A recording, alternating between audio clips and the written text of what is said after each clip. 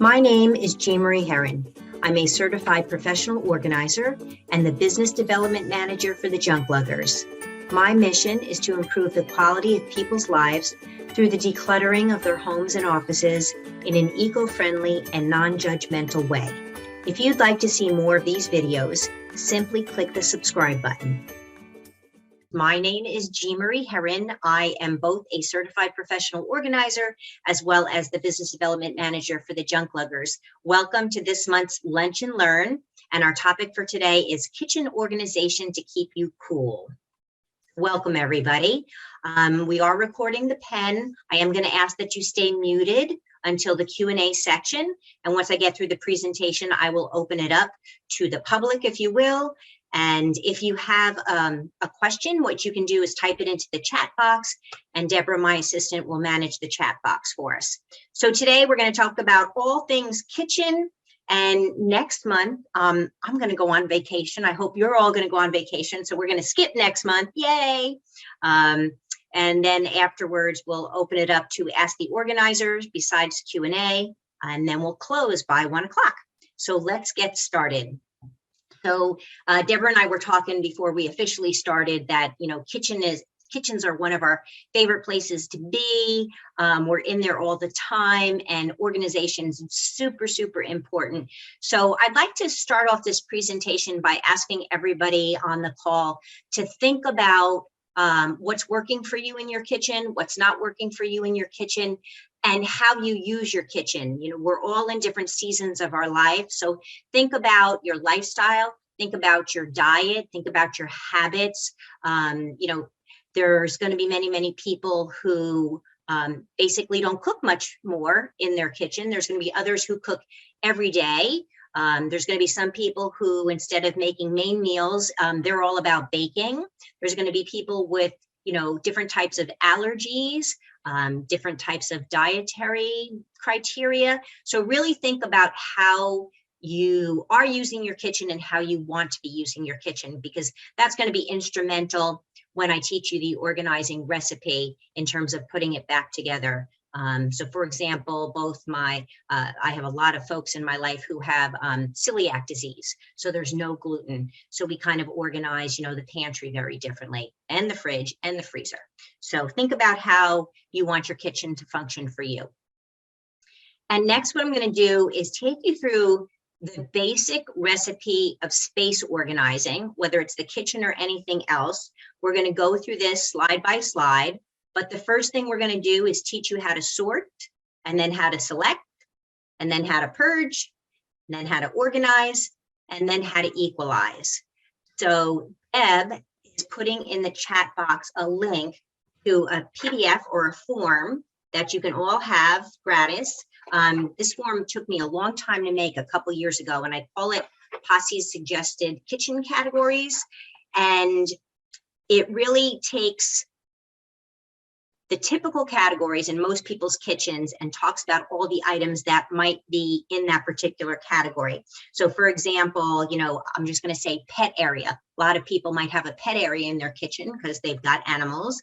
And in that pet area, things that might be included would be, you know, food, bowls, treats, pet medications, poop bags, backup leash.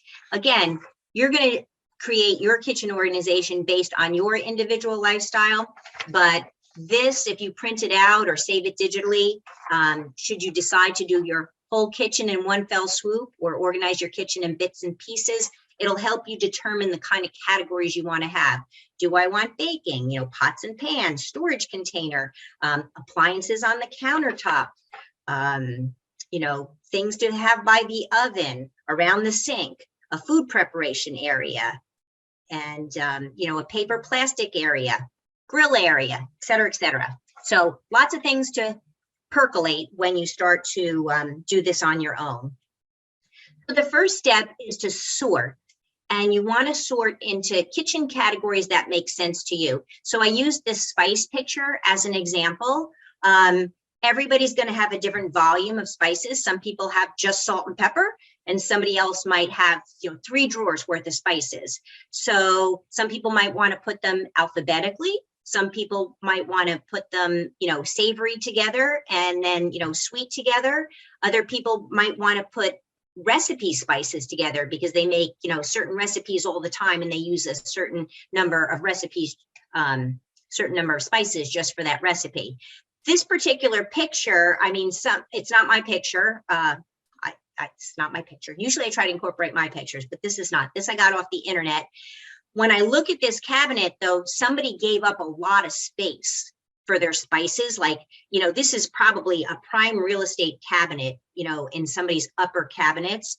And that's okay. If you want to devote this much time, that's fine. But think about, how you would have liked to have seen them, because you could do them this way. They can go in a drawer on a step ladder. You can have a step ladder in the cabinet. You can have pull down products. There's like a million ways you could organize spices, but we're talking about sorting. So you're going to sort your kitchen into categories like I gave in your sheet. And you know what? I want to take one step backwards and talk about kitchen organization as a whole. If you decide to revamp your kitchen, kitchens take a really long time to organize. I've organized kitchens from anywhere between 4 hours and 12 hours, depending on the client. So kitchens can be voluminous. And once you start taking things out of the cabinets, you're going to say to yourself, oh my goodness, I had no idea I had that much storage, because that's how much you can fit into your kitchen. So you might not want to do this SSPOE all in one day. You might want to pick one category a day, one category a week, or you might want to say, you know what, I'm going to do the uppers today and the lowers next time. Or you might want to go one cabinet, one drawer at a time. But sorting is the first basic step that you're going to take. So you're going to sort like with like the way you think of it. And then you're going to get selective. So getting selective, it means how many of something do you really need? So if we were talking about the spices, you might go through the spices and realize that many of them are expired, in which case you're going to toss the ones that are expired. A lot of people go through their spices like once every 10 years and they end up with like a contractor bag full of spices. But here I have a picture of silverware. So, some homes have 3, 4, 5 sets of silverware. So you're going to say to yourself, how much silverware do I really need? Do I want to have, one set that's formal and one set that's casual? The answer is based on your desire. You do what you think is comfortable for you. But I love the 80-20 rule, which is we use the same 20% of our stuff 80% of the time. So most likely you're going to the same silverware drawer all the time. When in doubt, get it out. Over a year, have no fear. You can say when you're going through this process, is this bread maker a friend or is it an acquaintance? Do I have room for my acquaintances? Maybe I let my acquaintances go because I haven't made bread in 5 years. Does it spark joy? I'm going to borrow from Marie Kondo. And how many do I need?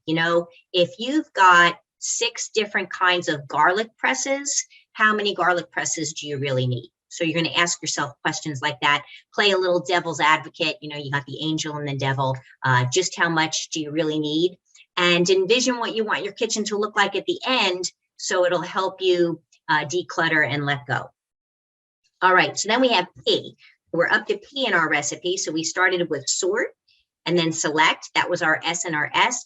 And P stands for purge. It doesn't necessarily mean it's garbage. It just means now that you've decided it's not going to stay in your kitchen, maybe you decided to let that bread maker go, or maybe you don't make homemade pasta anymore, whatever it is, where does it go? So does it go someplace else in the house? Does it get given away? Do you want to sell or consign it? Can it be recycled? Does it go in the garbage? And you're going to make the decision that now that, these spices or this, silverware set or this pasta machine, what am I going to do with it now that I know I don't want it in my kitchen anymore? When you do the SSP, the sorting, the selecting, and the purging, mathematically, you're left with your keep pile, or your keep piles if you went category by category.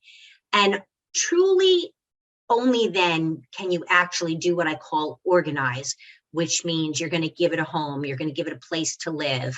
You're going to decide, is it a drawer? Is it an upper cabinet, a lower cabinet? Does it go in the pantry? Does it go on the back of a door somewhere? It means that Now that I know the amount of each categories, I have an opportunity to decide where it's going to live. So if you emptied your kitchen out all in one fell swoop, you're going to see all your homes that are available. You can open up all your doors and drawers, and you can decide, oh, you know what, here's my sink, or here's my stove, or here's my refrigerator. And you know what, it makes sense now that I've actually sorted and selected my pots and pans. You know, I have this bank of cabinets over to the left of the oven. Maybe that's where they're going to go. Somebody else might decide, you know what, I want my storage containers to go to the left of my stove. It depends on who you are and how you want to organize. But this fourth step in the recipe, you don't want to try to, I'm going to call it organize or reorganize until you've actually done the sorting and the selecting and the purging. Because if you try to reorganize without doing the first three steps, chances are you're probably going to get frustrated in the long run, and your organization won't be as efficient if you go through this particular process. So that's your O.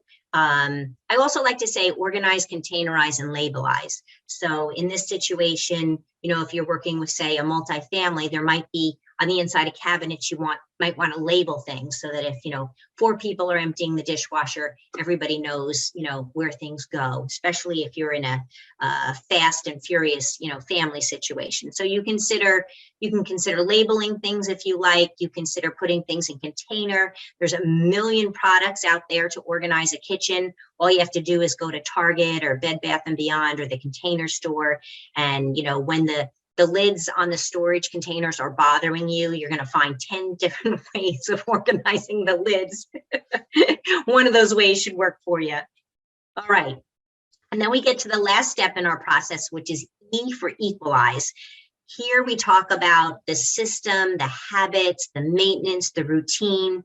So now that you've sorted, selected, purged, and given all of your items a home in this beautiful, productive kitchen now, what are you going to do on a daily, weekly, monthly, seasonal, annual basis to make sure that everything remains in balance? So whose job is it to wash the dishes? How do the dishes go from the sink to the dishwasher? Who runs the dishwasher? Who puts the stuff from the dishwasher away? This is really very important because everything you've done can fall through the cracks if you don't decide who the gatekeepers are going to be. I know in my house, this is just the way it is. It's sort of my kitchen. And I basically, not that I don't allow anybody to put anything away. I don't mean it that way. It's just my routine. I have a routine and I know where every single thing in my kitchen goes. Other people may not. So I tend to like to put everything away and maintain my systems, but feel perfectly free that whoever you're living with, you teach them, you know, you show them where everything is. You tell them you've reorganized the home. You show them the homes and you say, do me a favor, when you use the kitchen, when you're done, you know, cooking and cleaning and eating and all that fun stuff, this is where everything should go. And if people listen to you, then everything will remain in harmony. So that's your E. We're going to do a little activity. You're going to take out a piece of paper if you have one and a pen. And I just taught you SSPOE. And there's no right or wrong answers. And we're going to pick a category. Let's pick baking. All right. So think about the kinds of things in your kitchen that may involve baking.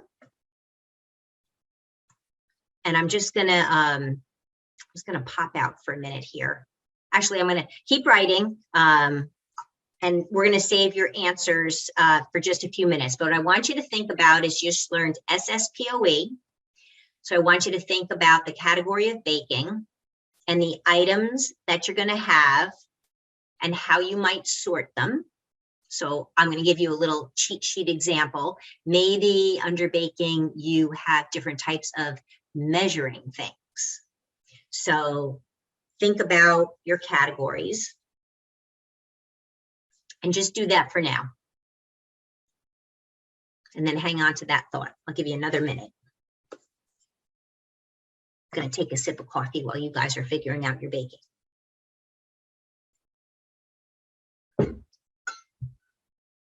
All right. So we're going to come back to that one in just a second. And then I just want to talk about this one. I don't want you to do this one, but I go into many kitchens where the kitchen countertops do look like this. And I just want to speak to the categories here, because this is a kitchen, but for whatever reason, there's an awful lot of other room categories that end up in here, you know, like electronics, not the phone, but, you know, printers, pictures, papers, you know. So if you're going to dedicate part of your kitchen as an office, then go ahead and set it up so that you can maintain the desk area.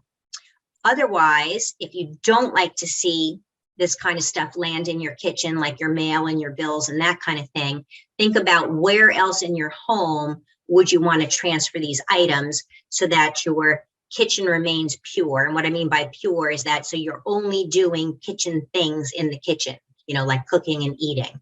So I just wanted to mention this because the kitchen ends up being one of those catch-all places.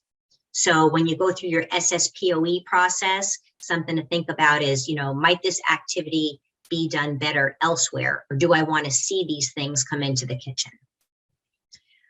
Because a lot of times, not just the countertops, but the drawers and the cabinets in the kitchen also become what I call commingled. So you want to unmingle them. You want to think one space per category, one category per space. So, you know, maybe one drawer is just serving utensils. Maybe one drawer is just prepping utensils. Maybe one drawer is just silverware. So when you open things up, your eyes visually want to say, oh, I know what kind of drawer that is. That's my foils and wraps drawer, or that's my Tupperware drawer, you know, or that's my good serving piece drawer. And what I mean by that is when you have people over, when you set a table, those are not your cooking serving pieces, but these are specifically the nicer, larger forks and spoons and tongs and spatulas and things like that that you use when you serve. Okay, another thing to think about would be creating boundaries and inventories. So this obviously isn't in somebody's kitchen, but if you do run out of room in a kitchen, you might want to say to yourself, where do I want my overstock to be?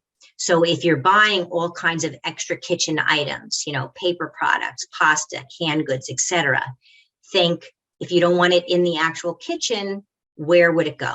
And then you're going to create a whole different space for that. And I'm going to give you permission here and now to let go of things you no longer want, use, or love. So, you know, we're living really differently now.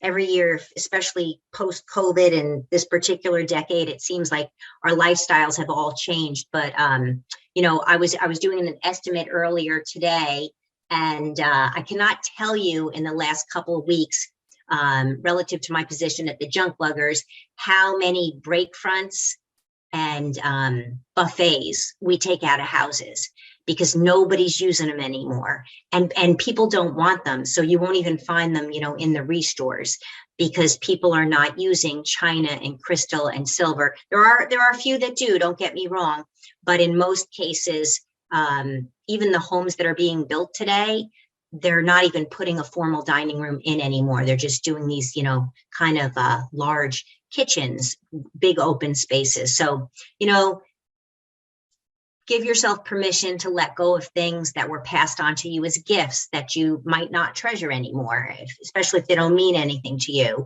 the things that you may someday want or need, or that don't fit your current lifestyle anymore. So it's really important because a lot of us hang on to things because we feel like we shouldn't let them go. But if it's not bringing you, you know, any value, and you know, these items are going to be paying rent soon in your house or your home, just let them go. Easier said than done, right? Give it a try. And then going back to the E before we open it up to the exercise again, I also like to think of the equalize after the sorting, the selecting, the purging, the organizing, and then the equalizing. Think of it as, you know, the home plus a system equals a habit. So you empty the dishwasher and the dishes go in a certain spot, the silverware goes in a certain spot, the glasses go in a certain spot, but Like for me, the way I just tend to do it is, right before I go to bed every night, I run the dishwasher. And every morning when I'm in the kitchen doing breakfast, I empty the dishwasher. That's my habit and it works well for me. Not that everybody has to do it, but think of what habits would work well for you.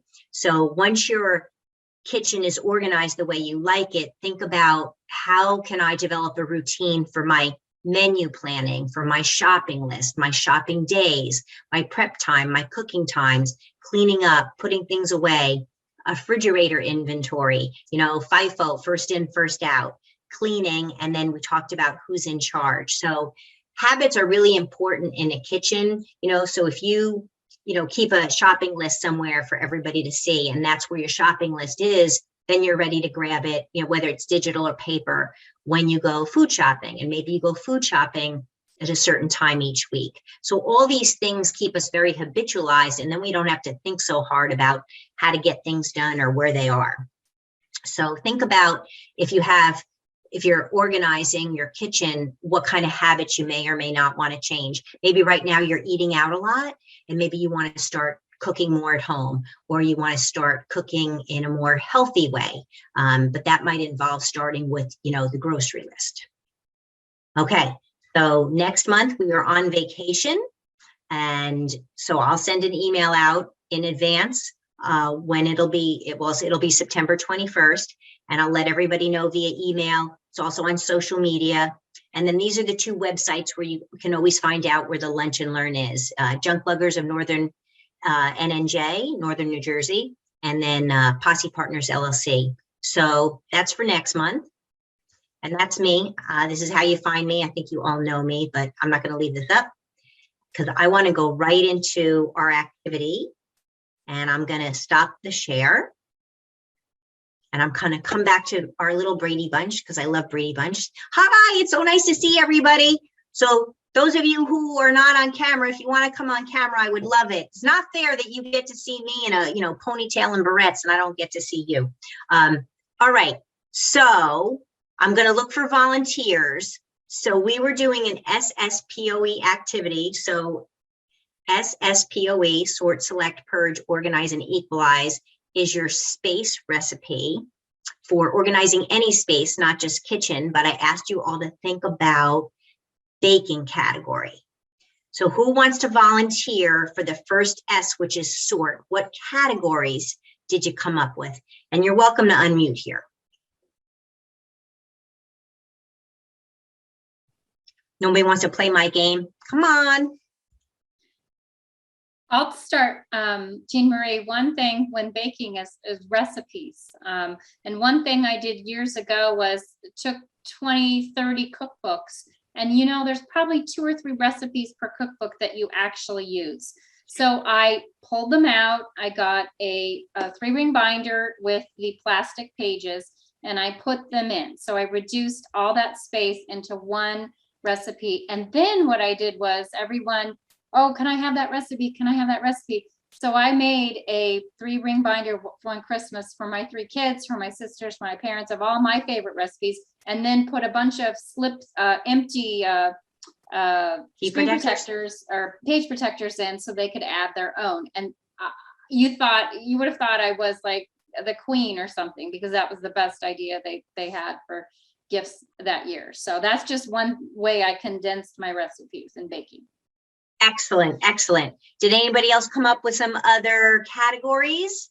Recipes is a good one. I think I spoke about measuring items, measuring cups, all of your, quarter, half, tablespoon, all that fun stuff. Anybody else have any baking categories? Pans, cake pans, cookie pans. All right, nobody's baking here on the call. So that was our first S. It was sorting into categories. And then does anybody remember our next S, which is getting selective? So let's say, where I'll go back to baking pans or cookie pans. So in most homes, I can probably find at least 6 to 12 cookie sheets when organizing a kitchen. And I would say a lot of them are stained, burnt, warped, So the second S would be getting selective and saying, you know what, how often am I making cookies anymore? And these two over here, they look pretty new. They're in good shape, and maybe I'm fine with just having two. So maybe the rest can go. So that is your select. So now we've done sort and select. Who can tell me what the third step is? It's a P. Purging. Yes, P4? Purging. Purging. All right. So what would you do with the cookie sheets? Get rid of the old ones and the burned ones. Yes. So I'm thinking in this case, I'm tossing them. Yeah. But maybe if they were okay, they could be donated. All right. When So my that's your daughter P. first got her apartment in college out of the dorms, I set her up. I had duplicates of so many things. She had almost a whole kitchen worth of stuff from me getting rid of things. Yeah. I was so lucky when I did my downsize a couple years ago and I moved, my daughter was just moving into an apartment. I'm like, oh, happy day. She can take half of everything I own. All right. So we've done sort, select, purge. And remember my little slide, it was a little mathematical equation, S plus S plus P equals keep, which is our organize, containerize, and labelize. All right, so where would you put your baking? Now that you've sorted, selected, and purged your baking category, where's it going to go?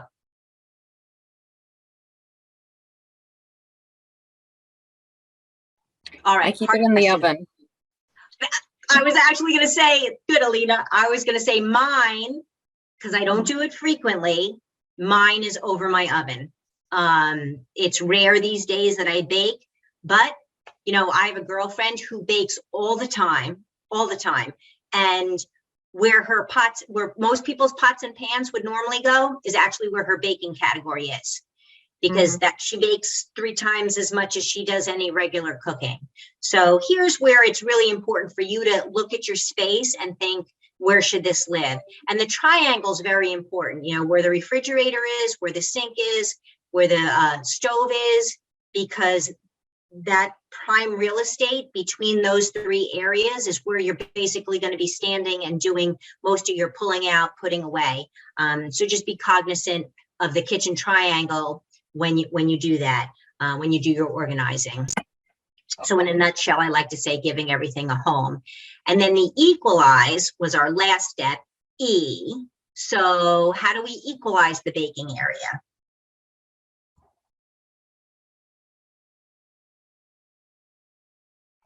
Sometimes silence is golden.